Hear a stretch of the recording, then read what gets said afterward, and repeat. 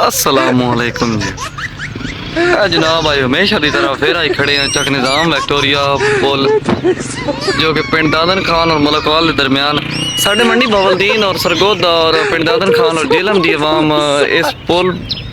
बनने वास्ते बड़ी बेहद जनी यानी कि बड़ी जल्दबाजी उन्होंने जल्दी बना सोशल मीडिया से अजकल बड़े रोले पे उन्होंने बे पुल बना साढ़े दादे पड़दादे वड्डे जेड़े लग गया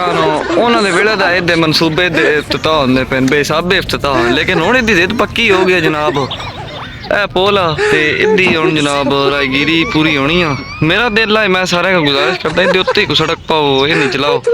कोई ना बिड़ो लड़ो अपनी आवाज़ जेड़ी साडी मलकवाला दी आ ते चक निज़ाम दी आ ते जेड़ी वेरे दी आ इत्था बना इहदे उत्ते ही अपना ऐद करो कड मारो एक सड़क ते इहदे उत्ते ही अपना लोक पाओ ते काम चालू करो दरिया काफ़ी चल रहा हुण पानी शानी है विच